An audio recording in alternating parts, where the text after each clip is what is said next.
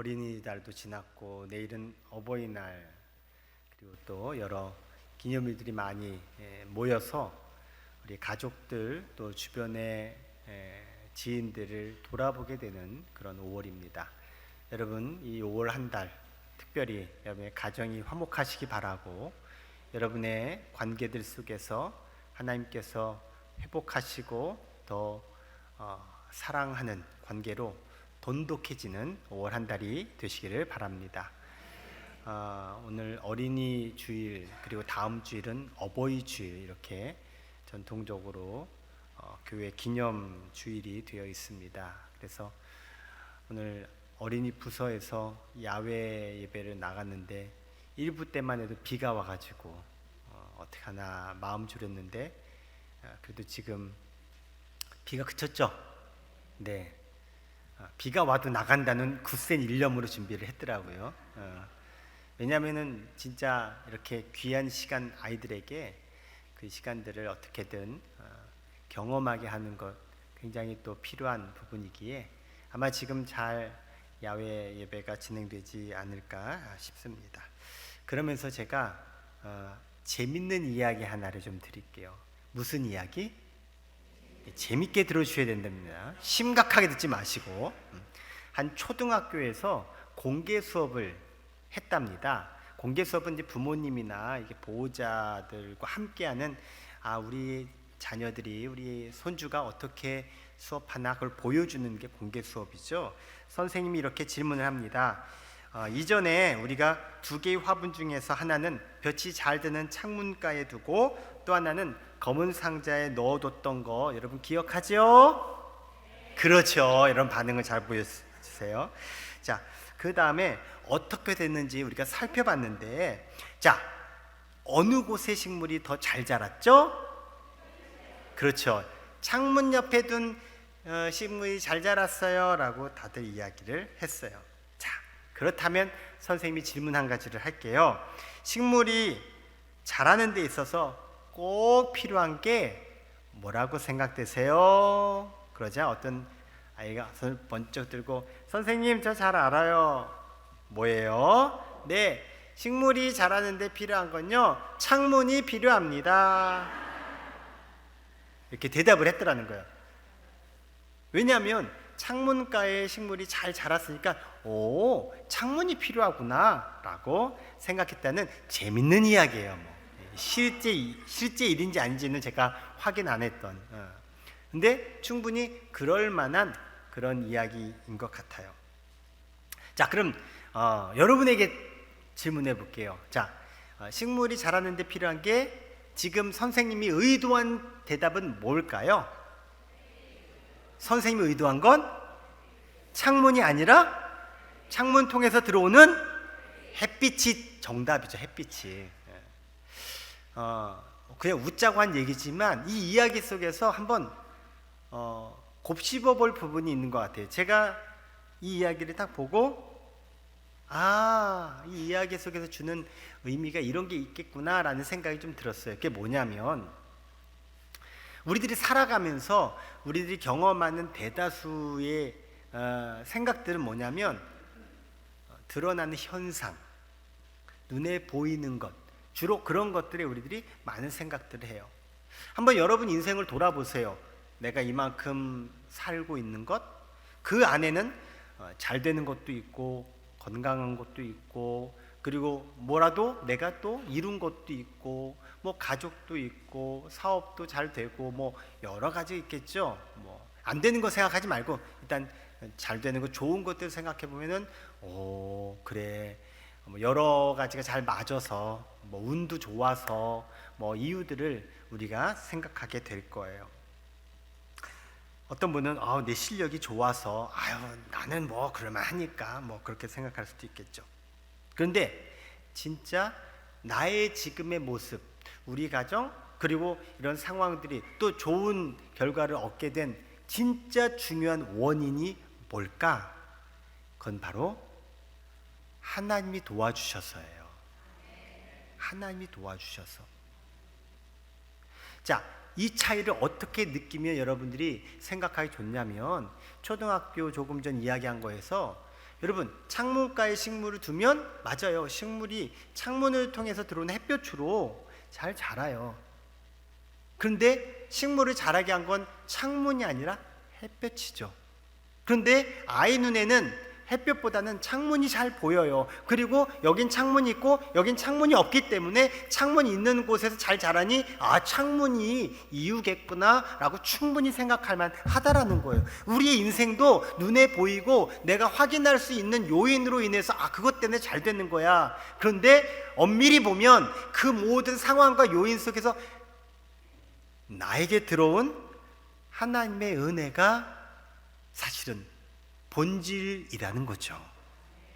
이것을 어떻게 보냐? 믿음으로 볼 수 있고, 보이지 않는 하나님을 우리가 발견할 수 있는 게 바로 우리에게 있는 믿음이라는 거예요. 오늘 이 예배에 오셨는데 오늘 이 예배를 통해서 하나님이 나를 도우시고 하나님이 나와 함께 하셔서 지금의 내가 있구나 라고 여러분 이 귀한 발견을 갖게 되기 바랍니다. 그리고 예배를 통해서 말씀을 통해서 하나님의 도우심의 역사를 깨닫고 그 은혜 속에 이제 여러분 또 한 주간을 힘차게 나가기를 주의 이름으로 축복합니다. 한번 따라해 볼까요? 하나님이 하셨습니다. 하나님이 하실 줄 믿습니다. 아멘. 또 이 이야기와 연결되는 부분이 오늘 성경 말씀의 배경이 되기 때문에 제가 이 이야기를 꺼낸 거예요. 오늘 성경의 배경은 뭐냐면 이스라엘 백성들이 망했어요. 망한 상태에서, 처참히 망한 상태에서 그야말로 한치 앞을 알 수 없고 포로 신세로 살아가면서 뭐 하나 기댈 것 없는 그런 상황이 오늘 성경 에스겔 말씀의 배경이에요. 그럼 왜 망했느냐? 이스라엘이 왜 망했느냐? 사실 이스라엘은 망할 수가 없는 민족입니다. 하나님께서 선택하시고 하나님께서 보증하시고 하나님께서 약속하시고 하나님께서 지켜주시고 하나님의 백성이 되었기 때문에 망할 수가 없어요. 그런데 망했다. 그 이유는 다른 게 아니에요. 하나님을 저버려서, 하나님을 배신했기 때문에 결국 그런 하나님의 징벌을 받아 멸망하게 된 거예요. 지난 주일 설교가 기억이 나시나요? 뭐였죠? 힌트를 알려드릴게요. 자, 잘 보이세요? 잘 보는 방법 뭐예요? 가까이 오라고, 가까이 오라고. 우리 누구를 가까이 해야 된다고 했어요? 하나님을 가까이 해야 된다. 예. 이스라엘 백성들이 하나님을 멀리 했기 때문에. 그래서 이스라엘 백성들은 바벨론 포로로 암담한 세월을 보내야만 했어요. 주전 6세기 초에 이렇게 절망에 빠진 이스라엘 백성들에게 하나님이 선지자를 보내시고 선지자를 통해서 선포하셨어요. 바로 에스겔 선지자예요. 그 에스겔 선지자가 이스라엘 백성들에게 선포한 말씀 중 하나가 오늘 본문의 이야기예요. 아름다운 백향목의 이야기입니다. 자, 백향목은 사진에서 보다시피 아름드리 큰 나무예요. 보기에도 울창해 보이죠.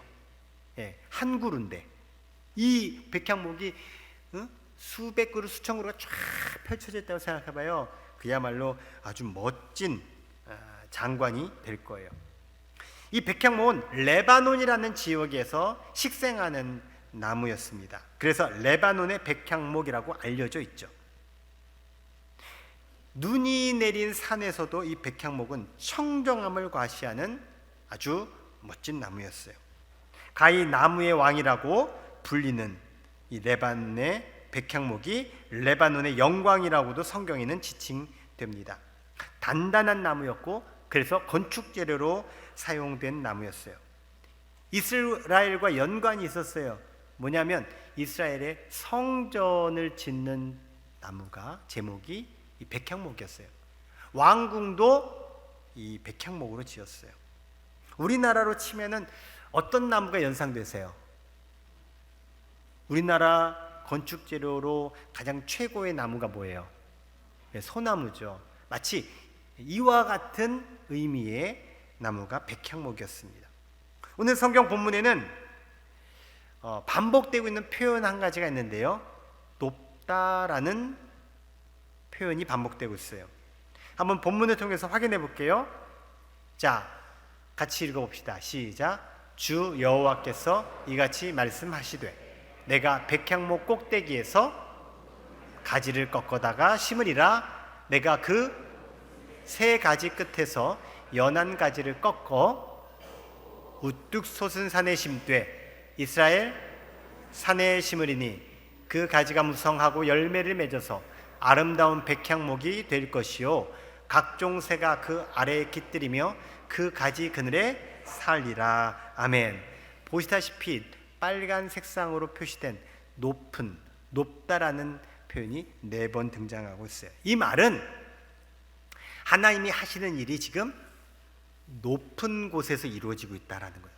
그럼 하나님이 왜 높은 곳에서 이루실까? 바로 높은 곳은요, 주변에 있는 모든 사람들이 다 볼 수 있는 위치가 돼요. 서울의 가장 높은 빌딩이 롯데타워예요.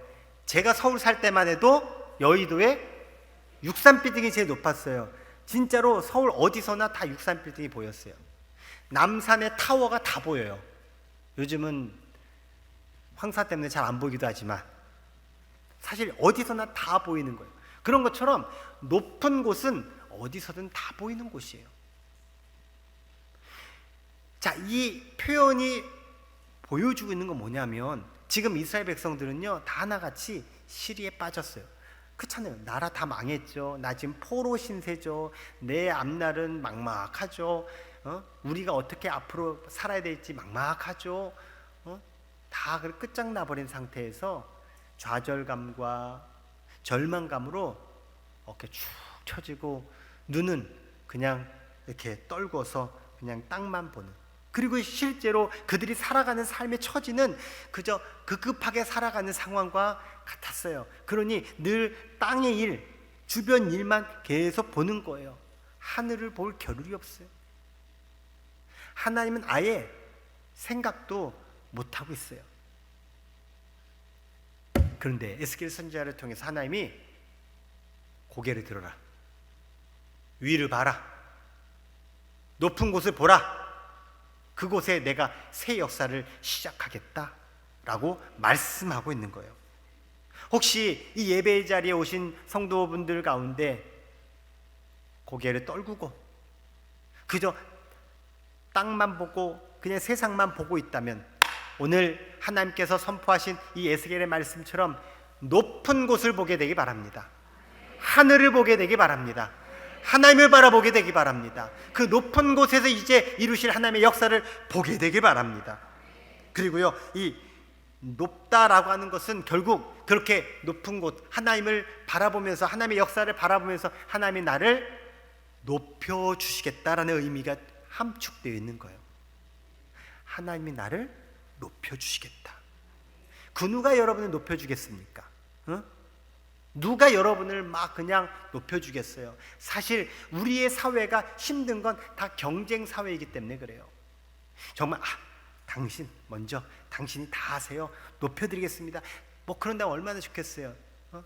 어떻게든 깎아내리고 어떻게든 자기가 높아지려고 그러지. 이게 우리가 사는 사회, 경쟁 사회이기 때문에 우리가 피곤한 거예요.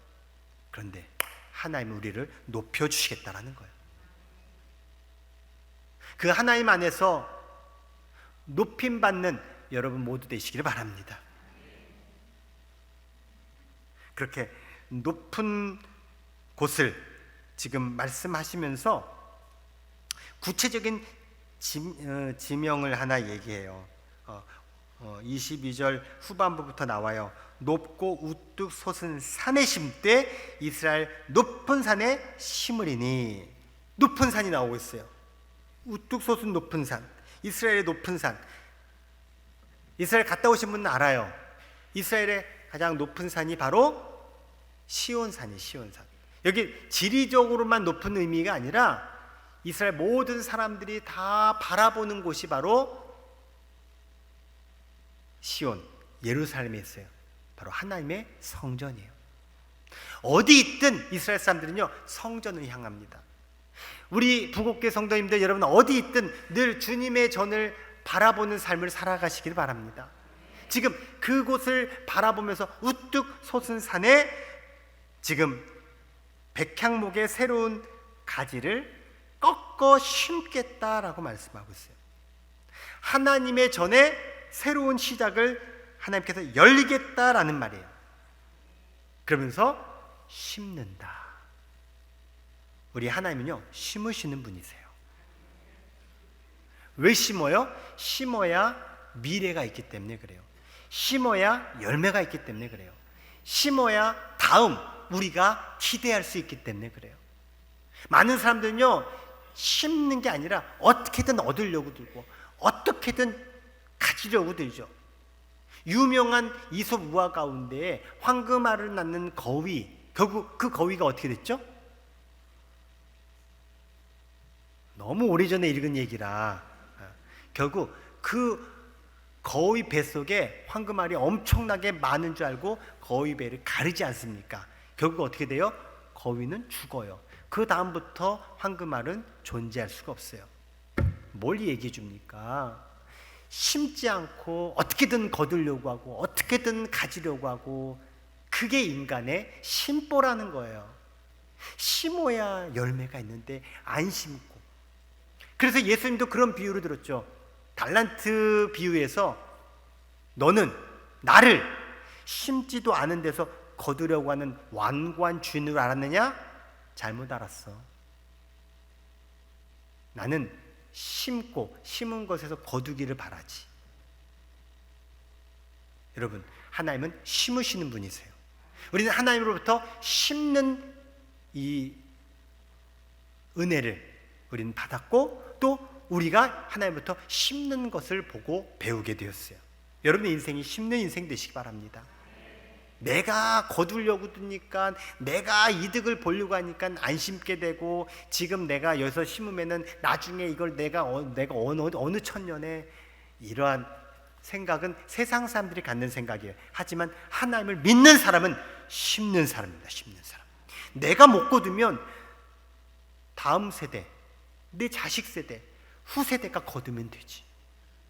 그렇지 않습니까? 하나님께서 심으셔서 이루시고자 하고 계세요. 오늘 말씀도 여러분에게 심겨진 말씀이 되길 바라고, 하나님께서 여러분의 인생도 심으셔서 여러분을 통해서 하나님의 놀라운 역사가 있게 되기를 주의 이름으로 축원합니다. 그렇게 높은 산에 심기운 백향목이 어떤 모습인지를 오늘 살펴보면서 바라기는 우리 모두가 이 백향목과 같은 은혜의 삶을 살았으면 좋겠어요. 자, 높은 산에 심겨온 이 백향목은요, 뿌리가 깊이 박힌 백향목이었어요. 이 백향목은 뿌리가 굉장히 깊은 나무로 유명합니다. 한 30m 이상 자라요. 높이 자란다는 얘기예요. 그리고 수백 년간 이 나무가 삽니다. 1000년이 넘는 나무도 있어요. 그 이유는 뿌리가 잘 박혀서 튼실했기 때문에 그래요. 뿌리가 잘 박힌 나무는 그렇게 건강하게 오래 살아갈 수 있어요. 거목의 공통점, 모두 뿌리가 깊다는 사실입니다. 뿌리 깊은 나무가 오래 갑니다. 뿌리 깊은 나무가 견고히 설 수 있습니다. 그래서 나무는 우선적으로 뿌리를 내리는 데 중점을 둡니다. 마찬가지예요. 우리의 인생이 뿌리가 깊은, 뿌리를 잘 내린 인생일수록 세파에 잘 휘둘리지 않게 돼요. 근데 세파에 휘둘리는 건 뭐예요? 뿌리가 얕은 거예요. 내가 누구 말에 현혹이 돼요? 뿌리가 얕은 거예요. 내가 세상에 막 경기를 막 타고 있어요? 뿌리가 얕은 거예요. 그래도 우리가 연륜이라는 게 있죠. 연륜이 생기면 그만큼 뿌리도 깊다는 거예요. 그래야 돼요. 나이테만 많으면 안 돼요.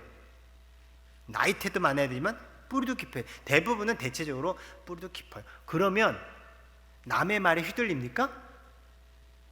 여러분 다 연륜 깊잖아요. 휘둘립니까?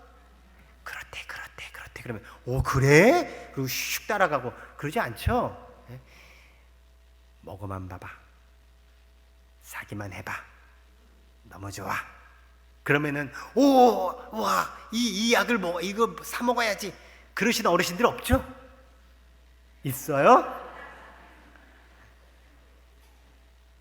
세상이 막 소란스러워도 경기가 어려워도 막 힘든 일이 와도요, 연륜이 깊으신 분들은요 그렇게 영향받지 않아요.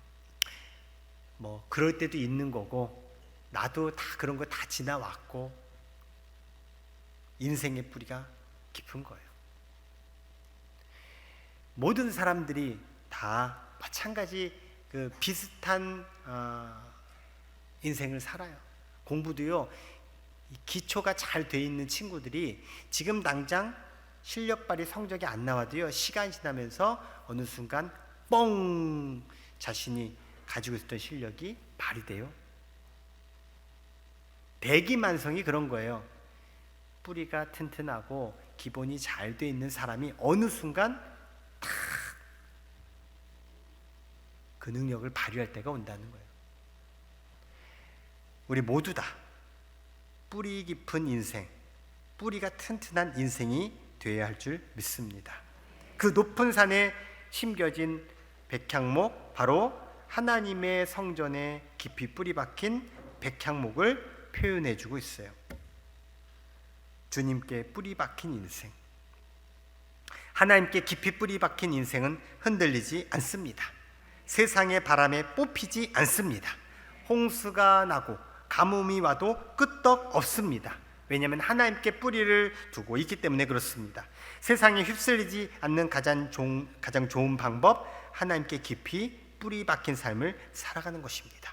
고난과 실패에 좌절하지 않고 쓰러지지 않는 가장 좋은 방법, 하나님께 깊이 뿌리 박힌 삶을 살아가는 것입니다. 그렇게 뿌리 깊이 박힌 백향목 흔들리지 않습니다. 세상의 영향에 흔들리지 않습니다. 부정적인 환경에 흔들리지 않습니다. 이 뿌리 깊이 박힌 백향목처럼 어떤 환경에도 흔들리지 않고 크고 높게 뻗어 나아가는 인생이 되시기를 주의 이름으로 축원합니다. 그리고 오늘 성경의 백향목은 가지가 무성한 백향목이었어요. 아까 사진에서 본 것처럼 정말 가지가 넓게 펼쳐진 백향목이었습니다. 커다란 우산 모양으로 그 가지를 늘어뜨리는 나무 백향목입니다. 아름답고 향기롭고 길게 가지를 퍼뜨린 그런 모습, 장관입니다.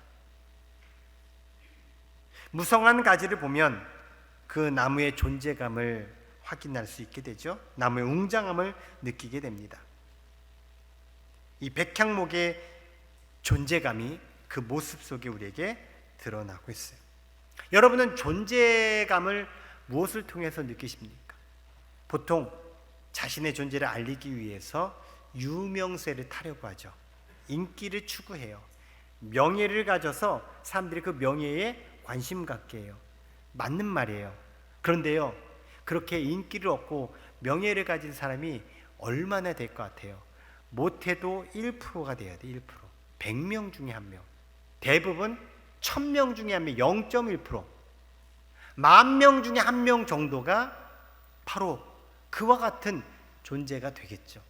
그렇다면 나머지는 뭐예요? 다 들러리입니까? 들러리? 아니에요. 존재감을 그렇게 내가 세상 속에 인기 있고 세상 사람들이 다 주목할 만한 것들로 나의 존재감을 삼는다면 지금 이 설교는 무척 지루한 설교가 될 거예요. 왜? 내 얘기가 아니니까. 여러분, 이 시간에 여러분이 다 저만 보고 있어요. 저의 존재감이 지금 이 시간에 최고로 높아요. 그렇죠? 예. 그럼 여러분은 존재감이 없는 무용지물의 사람 아니에요. 하나님께서 나의 존재감을 갖도록 오늘 말씀을 주고 계세요. 그게 뭐냐? 한번 일부 예배 때는 저 혼자만 하니까 좀 창피했는데 같이 한번 해보죠. 팔을 한번 이렇게 들어보세요. 예. 지금 화면에 제가 팔을 딱 들고 있잖아요. 예. 여러분 엄청 큰 사람으로 보여요. 지금 보세요. 자, 팔 내리시고 제가 이렇게 있는 거하고 그냥 느낌을 보세요. 이렇게 있는 거하고 이렇게 있는 거하고 어떠세요? 느낌이 달라요. 그리고 이렇게 했으면 그냥 저만 보게 되는데, 제가 이렇게 하니까 어떤 생각이 드세요? 저한테 오고 싶다는 생각 얘기를 해보세요. 어떤 생각이 드세요? 막 팔 벌린 저한테 막 가야지 이런 마음 드시죠? 그런 거예요. 그런 거. 우리가 세상 속에서 어떤 존재감을 하나님 원하시느냐? 팔을 넓게 벌리고 이리 오세요. 나에게 오세요. 제가 도와드릴게요. 이런 모습. 백향목이 그런 거예요. 지금 넓게 팔 벌린 것처럼 지금 만물을 향해서 보여주고 있어요. 자, 이것을 구체적으로 오늘 성경 본문이 이렇게 나타내요.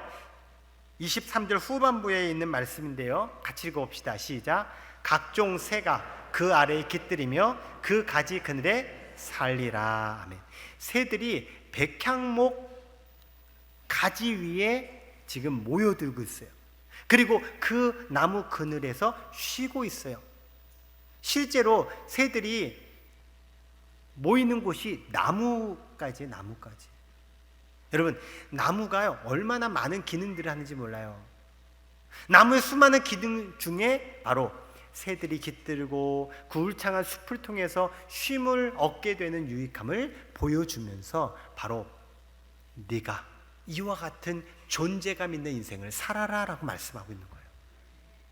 나를 드러내고 내가 있는 가지고 있는 것을 막 그냥 자랑해가지고 나의 존재감을 드러내는 것, 그것이 아니라 너 자체가 존재감 있는 삶을 살도록 하나님 말씀해주고 있는 거예요. 그 존재감 있는 삶은 다른 것 아니에요.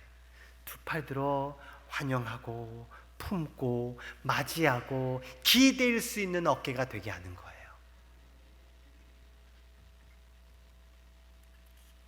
세상의 나무는 혼자만을 위해 살지 않습니다. 다른 생물들을 위해 존재합니다. 가지가 무성하다고 하는 말은 바로 이와 같이 넓은 마음과 여유로움으로 모든 것을 품는다는 것을 의미합니다. 해가지고 자기만 알고 그런 나무는요 빨리 베버려야 돼요. 근데 그게 아니라 누구든 오세요. 제가 쉼을 드릴게요. 저에게 오세요. 도와드릴게요. 우리 장로님들, 우리 권사님들, 우리 집사님들, 우리 아빠, 우리 엄마, 우리 할아버지, 우리 할머니, 우리 모든 성도 여러분들 다 넓은 품을 가지고 존재감 있는 인생을 살아가시기를 주의 이름으로 축원합니다. 그러면서 제가 한 가지 또 떠오른 그 개념이 이 말씀 속에서 저에게 왔어요. 여러분, 용광로라고 아시죠? 용광로는 뭐든지 넣으면 다 녹여버리는 뜨거운 존재가 용광로예요. 그리고 불순물도 타고 거기에서 순금이 나오고, 정말 여러분의 가슴이 용광로와 같은 가슴이 되었으면 좋겠어요. 뭐든지 다 받아들이고 수용하고 녹여낼 수 있는 용광로. 어떤 말도 녹여내고 어떤 사람도 품어서 녹여내고, 우리 주님이 그러셨어요. 우리 주님의 마음이 용광로예요. 그 뜨거운 사랑으로 모든 걸 다 받아들이시고 녹여내지 않았습니까? 어떤 상황도 어떤 사람도 어떤 조건도 다 감당할 수 있는 용광로로 살아가시는 존재감 있는 우리 성도 여러분 한 분 한 분 다 되시기를 주의 이름으로 축원합니다. 자, 마지막 이 백향목이 어떤 백향목이냐면요, 열매를 맺는 백향목입니다. 식물의 최종 목표는 뭘까요? 열매 맺는 겁니다. 열매를 맺지 않으면 사실은 살아있는 이유가 사실은 없는 거예요. 아무리 뿌리를 깊이 내리고 있어도 무성한 가지를 이루고 정말 큰 나무가 되었어요. 존재감 있어요. 그런데 열매를 맺지 못하면 의미가 없어요. 농부가 식물을 심고 나무를 심어서 기르는 이유, 열매를 맺기 위함입니다. 마찬가지로 내가 이 세상에 존재하는 이유가 있어요. 그 이유, 열매를 맺는 거예요. 아주 기본적인 열매만 제가 알려드릴게요. 인간의 기본적인 열매는요, 남자와 여자가 만나서 가정을 이루고, 가정을 왜 이룰까요? 과정을 통해서 자녀를 생산하는 게 그게 인간의 아주 기본적인 열매예요. 자녀가 열매예요. 여러분은 지금 열매를 맺으셨기에 지금 하나님께서 주신 1차적인 사명을 잘 감당한 거예요. 생육하고 번성하여 땅에 충만하라 라고 하나님이 인간에게 복을 주신 게 뭐예요? 그렇게 자녀를 낳고 또 자녀가 자녀를 낳아서 하나님의 일을 이루어가게 하신 거예요. 이렇게 아멘이 별로 시든 이유는 세태가 이래요. 지금 세태가 바로 보자는 거예요. 바로 하나님께서 만드신 창조의 원리와 열매가 나에게 주어져 있는데 나는 지금 엉뚱한 데서 열매를 찾고 있는 거예요. 쉽게 얘기해서. 또 하나의 열매가 있어요. 바로 성도님들을 부르신 하나님의 의도는요, 우리가 믿음의 삶을 통해서 구원받는 열매를 맺게 하시는 거예요. 그게 바로 교회의 이유고 그게 바로 우리가 선택받고 부름받은 이유예요. 이 두 가지 열매, 여러분 이것은요 누구나 맺을 수 있는 열매예요. 하나님께서 맺게 주신 열매. 그 다음 나에게 하나님께서 주신 열매가 있어요. 어떤 나무는 사과나무고 배나무고 포도나무고 귤나무고 다양하잖아요. 그런 것처럼 여러분 각자에게 다양한 열매를 하나님께서 기대하시면서 맺게 하세요. 그런데 그게 우선이 되면 결국 원래 하나님이 나를 이 땅에 보내신 우선적인 열매를 맺지 못하고 엉뚱한 열매로 우리 인생을 허송세월 보내다가 나중에는 허전하게 끝나는 경우가 돼버리는 거예요. 우선에 집중하시기 바랍니다. 하나님께서 나에게 우선적으로 바라시고 이루게 하시는 그 열매에 집중하시면서 그 열매를 통해서 하나님께서 여러분을 통해 다양한 열매들을 주렁주렁 맺게 되기를 주의 이름으로 축원합니다. 성경에 보면 열매를 맺지 못하고 잎만 무성한 무화과나무, 이 잎은요 잎사귀 잎인데 이 잎은 아니에요. 잎사귀가 무성한 무화과나무를 예수님이 저주하신 이야기가 나옵니다. 예수님이 무리한 요구를 하신 걸까요? 어떻게 예수님 저주할 수 있어? 열매 못 맺었다고 저주를 하시네? 여러분, 나무가 열매를 못 맺은 건 그 나무 탓이기 때문에 그래요. 열매는 자연스러운 결과예요. 자연스러운 결과를 못 맺은 건 그 나무의 문제가 있다라는 거예요. 내가 제대로 뿌리 내리고 정상적인 가지를 내었다면 정상적인 과정에서 열매를 맺게 되는 것이에요. 다만 변수가 있고 안 되는 경우가 있어요. 해충이 들거나 병에 걸릴 수도 있죠. 사탄이 방해해서 못하게 할 수 있어요. 그런데 여러분 걱정하지 마세요. 하나님은 농부세요. 하나님은 나를 기르시고 내가 잘 성장하도록 도우시는 농부가 되세요. 그래서 병의 충이 오는 것도 미리 예방할 거 예방해 주시고 혹시 병에 걸려도 그것을 치료해 주시고 어떻게든 나를 잘 관리해서 하나님은 나를 통해서 열매를 맺게 하시는 농부가 되세요. 성경 말씀 보십시다. 요한복음 15장 16절 말씀을 읽어보겠습니다. 시작.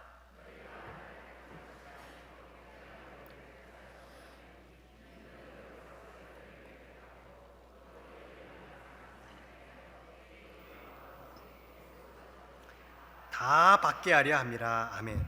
분명히 나와 있잖아요. 내가 너희를 택해서 열매 맺게 하기 위함이다. 너희가 구하는 것을 다 이루게 하기 위함이다.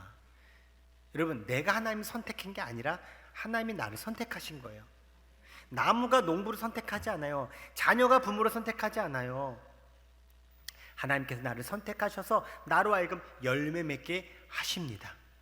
결국 그 나무는 농부를 믿어야 돼요. 농부를 의지해야 돼요. 하지 마세요. 내 몸에 손대지 마세요. 내가 알아서 할 거예요. 그러면 자기가 알아서 진짜 해야 돼요. 안 돼요. 그래서 우린 하나님이 농부 되셔서 나의 모든 삶을 길러주시고 보호하시고 책임져 주시도록 주님께 맡겨야 되는 거예요. 여러분, 열매 맺는 백향목과 같이 되시기 바랍니다. 하나님께서 주시는 풍성한 열매의 주인공들이 다 되시기를 축복합니다. 이제 말씀을 마무리하면서 성경 말씀 이 한 구절을 이제 여러분께 전하고자 해요. 시편 92편 12절 13절 이 백향목의 말씀을 가지고 적용해 주시는 말씀이 유명한 말씀인데요. 같이 읽어볼게요. 시작. 의인은 종려나무 같이 번성하며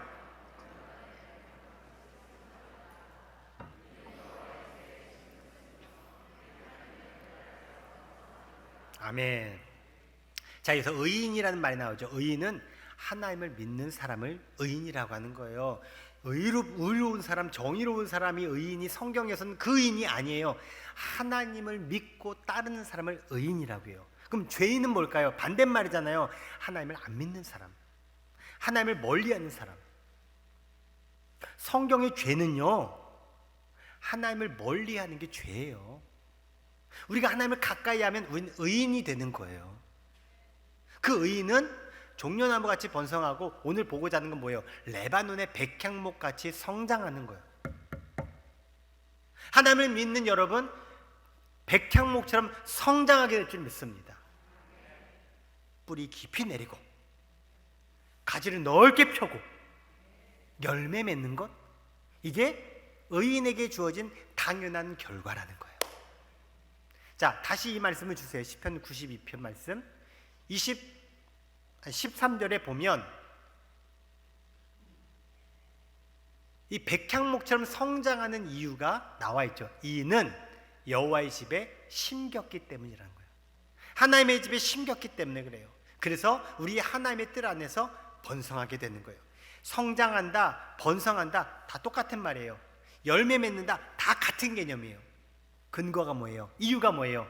하나님의 뜰에, 하나님의 집에, 하나님의 성전에 심겼기 때문에, 하나님께서 모든 것들을 지금 주관하고 계시기 때문에 번성하게 되고 성장하게 되고 열매 맺게 되는 것입니다. 하나님을 믿는 여러분, 레바논의 백향목 같이 성장하시고 번성하시고 열매 맺기를 주의 이름으로 축원합니다. 그래서 우리는요, 오늘 말씀을 통해서 이 한 가지를 우리가 동일하게 결심했으면 좋겠어요. 따라합시다. 아름다운 백향목을 꿈꾸겠습니다. 오늘 본문의 맨 마지막에 백향목을 아름다운 백향목이라고 표현하고 있거든요. 그 아름다운 백향목을 우리 다 같이 꿈꿉시다. 아름다운 백향목, 하나님께서 지금 이루실 이 백향목을 꿈꾸면서 하나님께서 앞으로 이루어 가실 놀라운 역사를 기대하며 나아가는 저와 여러분 우리 모두가 되기를 주의 이름으로 축원합니다. 기도하겠습니다. 하나님, 깊이 뿌리가 박히게 하시고 가지가 무성하여서 열매를 맺는 백향목을 꿈꾸게 하옵소서. 믿음의 거목으로 자라는 백향목을 꿈꾸게 하옵소서. 예수님의 이름으로 기도합니다. 아멘.